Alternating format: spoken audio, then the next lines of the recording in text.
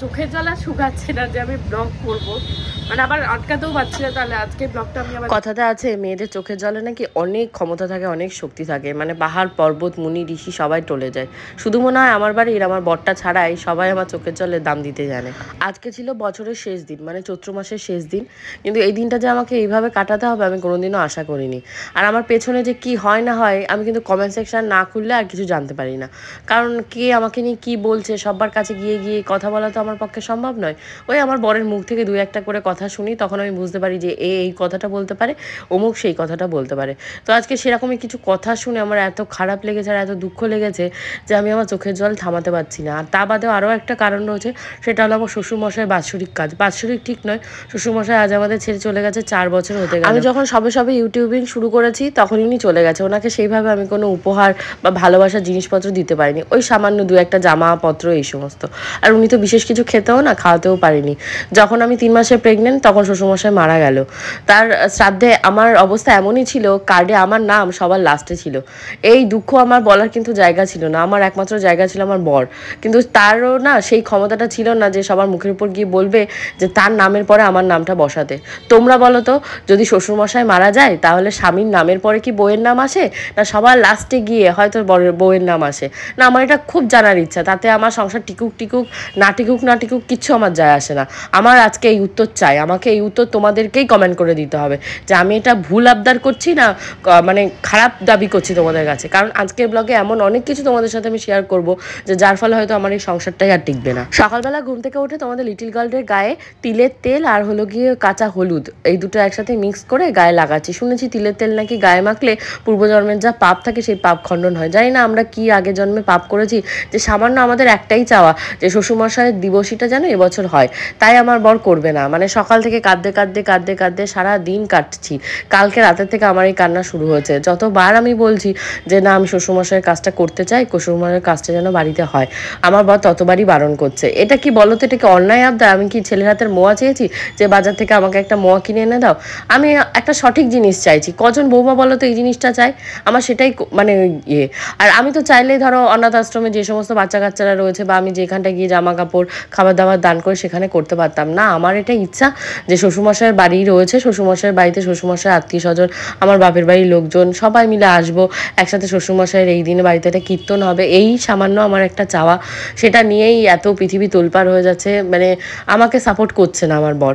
তো জানি না কত দূর কী হবে। এই যে লিটিল কোলকের মানে খাওয়া দাওয়া তো রান্নাবান্না করতে হবে, খাওয়া দাওয়া নিয়েও অনেক কথা তোমাদের গপুচন্দ্র এসে আমাকে মাঝে মধ্যেই বলে যে ভিডিওতে যা এত রান্নাবান্না করো ভিডিওতে সব দেখাবে না, এতে এটা হয় ওতে সেটা হয়। তো আমি অত কথা পাত্তা দিই না। মাঝে মধ্যে যখন বলে, মাঝে মধ্যে যখন ধরো এরকম অশান্তি হয় সংসারে, তখন আবার কদিন দেখানো বন্ধ করি, আবার ভুলে যায়, আবার দেওয়া শুরু করি। মানে আমি বুঝি না যে সিরিয়াসলি আমি আমার বরের সংসার করছি, আমি কি লোকের সংসার করতে গেছি বা লোকের দুয়ারও গিয়ে দাঁড়িয়েছি যে আমাকে দুবেলা দুটো খেতে দাও, আমি খেতে পারছি না, আমার বর খাওয়াতে পারছে না, আমাকে মন্ডা খাওয়া, আমাকে মিঠাই খাওয়া, বা আমার মেয়ে গিয়ে কাউকে বলেছে 2 টাকার আমাকে চকলেট কিনে দাও, ক্যাডবেরি বা চিপস কিনে দাও। হাজার লোকে মানে বড় বড় সেই 40 টাকা 50 টাকার চিপস যা আমি কোনোদিনও মেয়ের হাতে হয়তো কিনে দেবো না, যাদেরকে আমি চিনি না জানি না ভালোবাসি না, তারা উপহারে আমার মেয়েকে দিয়ে যায়। তোমরা তো ব্লগে দেখো বেশিরভাগ জিনিসই কিন্তু আমি রেখে দিই, একে ওকে তাকে দিয়ে দিই, কারণ বাচ্চা মানুষ ওর একার পক্ষে এগুলো খাওয়া সম্ভব নয়। তাহলে বলো তো আমাদের অন্যায়টা কোথায়? আমি তো হ্যাঁ আমার বরের সময় বলবে যে তুমি নিজের কোনো অন্যায় দেখতে পাও না, হ্যাঁ আমি নিজের কোনো অন্যায় দেখতে পাই না। চোখের জ্বালা শুকাচ্ছে না যে আমি ব্লগ করবো, মানে আবার আটকাতেও পারছি না। তাহলে আজকে ব্লগটা আমি আবার দিতেও পারবো না। তো আজকে রান্নাবান্না কিছু করিনি, আজকে সবাই দেখে খুব খুশি হবে। আজকে কোনো রান্নাবান্না করিনি জানো তো, আজকে খাবো না ভেবেছি। বেশি বেশি খাওয়া হয়ে যাচ্ছে, তো বেশি বেশি শপিংও করা হচ্ছে। তোমাদের কপুদার থেকে শুনলাম আমি নাকি এবার মানে এই মাসে নাকি 5 বার শপিং করতে গেছি। তাই সবাই বলছে বিশাল শপিং করছে, বিশাল মানে টাকা নষ্ট করছি। কার টাকা নষ্ট করছি আমি? কারো বাবার টাকা নষ্ট করছি? আমার বাবার টাকা না আমার বরের বাবার টাকা, না আমার বরের টাকা, পুরো টাকাটাই তো আমার। বোনের বিয়েতে শপিং করবো না, বা আমারও শপিং করতে যাবে না, পুজো শপিং করবে না? লোকে যখন ভাই বোনের বিয়ে লাগে তারা শপিং করে না? আমার অপরাধ একটাই, আমি ইউটিউব করছি। তাহলে আমাকে কি করতে হবে? আমাকে ইউটিউবিংটা বন্ধ করে দিতে হবে, তাহলে সেই পথে আমায় বেছে নিতে হবে। তো যাই হোক, সেরকমই কিছু একটা ডিসিশান এবার নেওয়ার টাইম হচ্ছে। কারণ প্রত্যেক সময় এসে আমি চুপ করে থাকবো, মুখে কথা পেটে কথা রেখে মুখে বের করতে পারবো না, আমি খারাপ হব। আমার তো সেসবের দরকার নেই, আমার কারোর কাছে ভালো হওয়ার দরকার নেই, খারাপ হওয়ার দরকার নেই। এবার একটা ডিসিশন নেওয়া হবে, খুব তাড়াতাড়ি সেই ডিসিশনও তোমাদের সাথে জানানো হবে। তো মেন যেটা হেডলাইট সেটা হলো আজকে খাবো না, আজকে খাবো না মানে আজকে রান্নাবান্না হবে না, খাবো না, কিছু টাকা বাজবে বলো। চলো লিটিল গোলকে তো খাওয়া যাবে, খাই দাই, তারপর শুয়ে থাকবো। আমার অসম্ভব মাথার যন্ত্রণা হচ্ছে, এত পরিমাণে মাইগ্রেনে ব্যথা হচ্ছে, মাথার প্রচণ্ড যন্ত্রণা হচ্ছে। তো মেয়েকে নিয়ে তারপর শুয়ে পড়বো।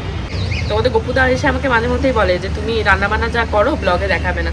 আমি না শুধু বুঝে পাই না, আমি কি কারো টাকা চুরি করে খাচ্ছি, আমার বর ডাকাতি করে নিয়ে আসছি সেই টাকাই খাচ্ছি, আর কি আমার বরের কোনো ইনকামই নেই না, আমি কোনো ইনকাম করি না। বরের কথা বাদ দাও, আমি তো বরের টাকায় চলি না, আমি নিজের দমে চলি, থাকি শুধু এই শ্বশুরের বাড়িটাই, মানে সেটাই আমার এখন সব থেকে কাল আর সব থেকে মানে দোষ হয়ে গেছে।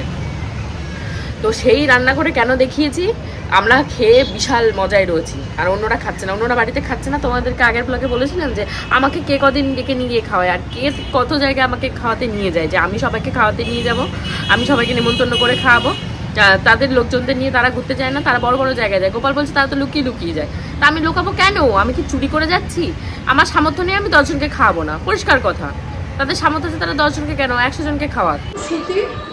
হ্যাঁ, প্রোগ্রামটা কোথায় হচ্ছে গো? গানটা সব সময় এরকম বেজেই আছে সব সময়, তো মানুষকে মানুষ রিলিফ দেয় তো। ভালো লাগছে, হ্যাঁ সুন্দর লাগছে, ভীষণ সুন্দর হচ্ছে, ভালো হচ্ছে, সুতি সবসময় পড়তে পারবে না, ভালো হচ্ছে। হ্যাঁ কারণ আমি দেখলাম ভালো ভালো বেশি ওই যে ওই না শীতে, এখন তো গরমে পড়বে, পড়তে পারে না ও। আই না পয়লা বৈশাখ এবার থেকে কটন ফ্রক, সময় অন্য জামা পছন্দ হচ্ছে। মা পছন্দ হচ্ছে, চকলেট খেতে ব্যস্ত। এটা সুন্দর, পছন্দ হচ্ছে।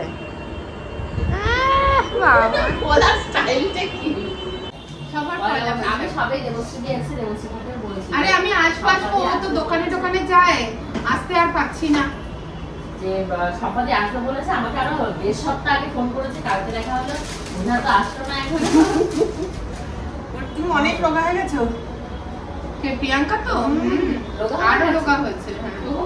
সেদিন গয়নার ভিডিওতে শাড়িটা খোলা না তো, মানে একদম সুতির শাড়ি গায়ের সাথে কেটে গেছে, মানে হচ্ছে গয়না গুলোই মানে সে লাগছে। এই যে কাকার ঘরে কি বাজাচ্ছে, কাকুনা নিলম্ব স্যার আসবে, আসার আগের দিন ওর মনে পড়ে। এই আমরা জেনিফামও গেছি, আলাদা একটা গান করতে। হ্যাঁ জেনিফামও গেছি, এইটা সমান সব সুতি ফ্রক। হ্যাঁ এই যে সোমা ফোন করেছে, সোমা ওইটা দিয়েছে, তারপরে সোমাটা টাইটাই দরজার সামনে রেখে চলে গেছে।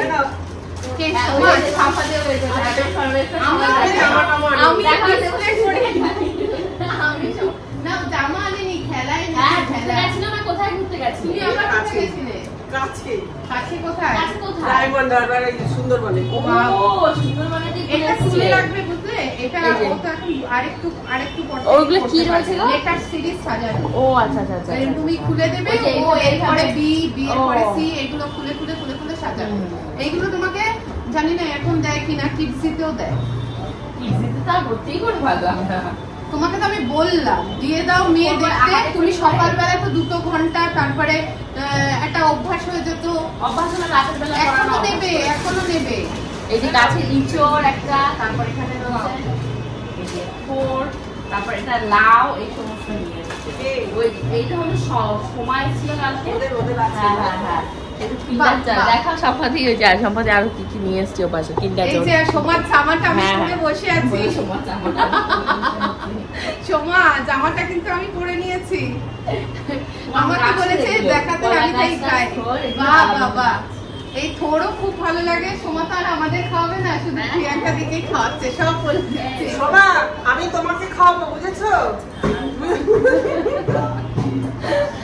আমাকে কিন্তু ইঁচড় খাওয়ালো না, থোড়ও খাওয়ালো না। তোমরা যে এত ইঁচড় ভালো খাও জানতাম না তো, ভালো খাই আমাদের কাছে রান্না কালকে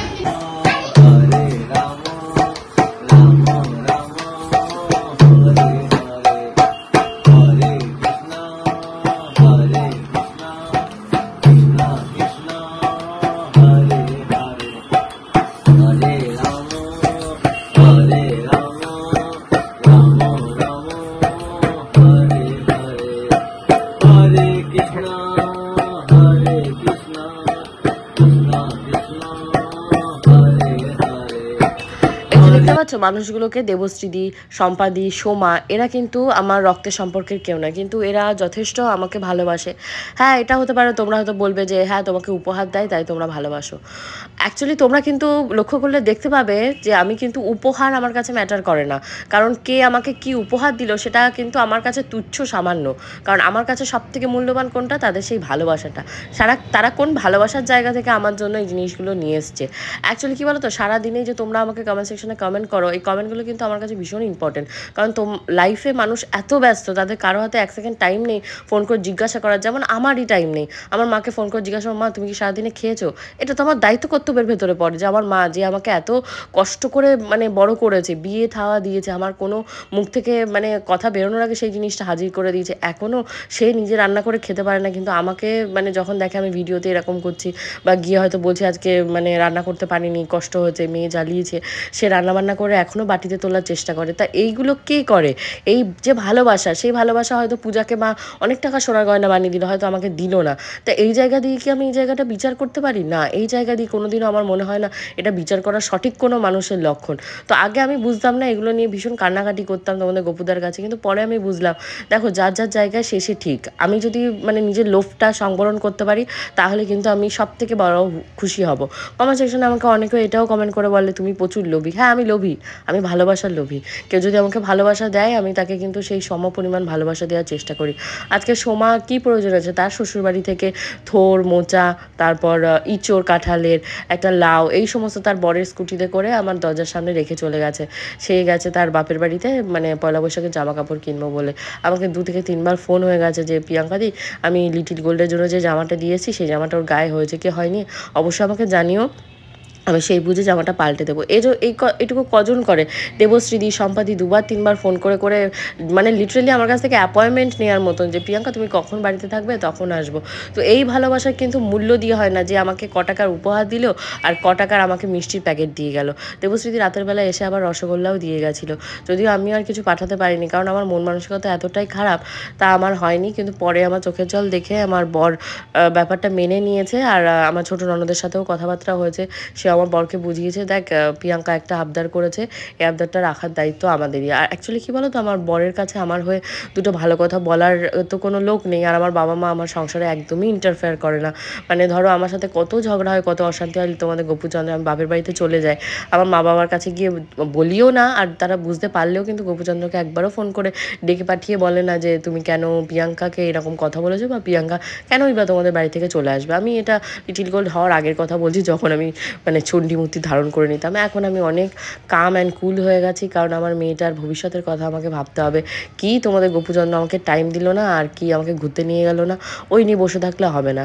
তো এখন রাতের বেলা সমস্ত সর্ট আউট হয়ে গেছে, শ্বশুরমশাইয়ের কাজ হচ্ছে 27 তারিখে। আমি সত্যি ভীষণ খুশি।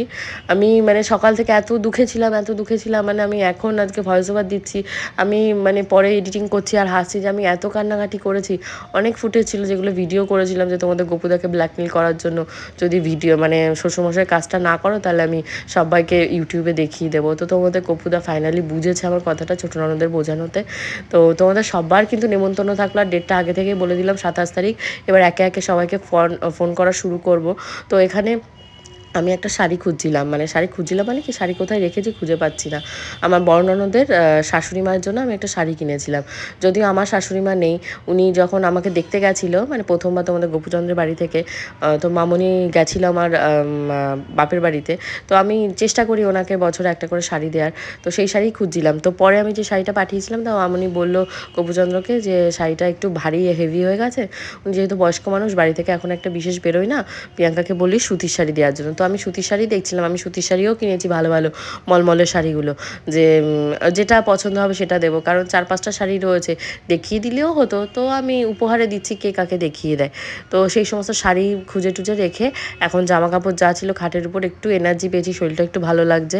তো যে সমস্ত শাড়িটারি পরে আগের দিন গেছিলাম সেই সমস্ত শাড়িটারি ভাজ টাজ করে রেখে দিচ্ছি। শিবানিদিরা আসেনি, তাই শিবানিদির নাইটি টাইটি আর দেওয়া হয়নি।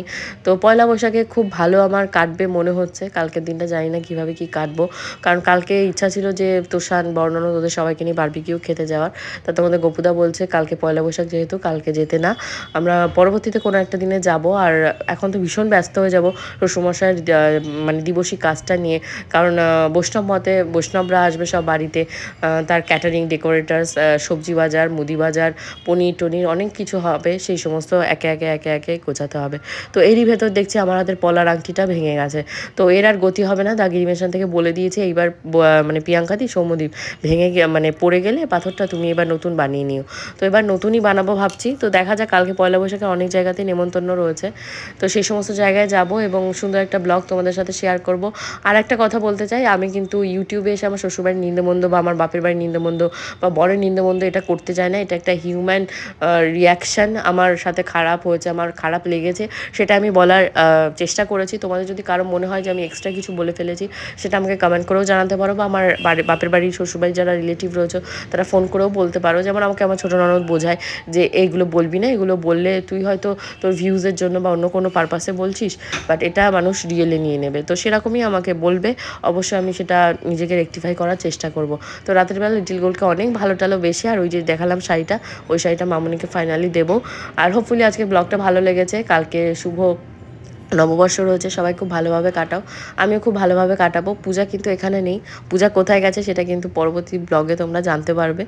আর এখন রাতের বেলা তোমাদের গপুদা খাবার দাবার কিনে নিয়ে এসছে, সেই কেনা খাবার দাবারই খেয়েছি, কারণ আজকে যেহেতু রাগ করে অভিমান করে আমি রান্নাই করিনি আর দুপুরে কিছু খাইও নি। তোমাদের গপুদা অনেক ঘোরাঘুরি করেছে যে কী খাবো করে, তো আমি খাবারও বের করে দিইনি রাগের বশত। তো সেটার জন্য আমি ক্ষমা চেয়ে নিচ্ছি, আর তোমাদের সবার কাছেই ভালোবাসি।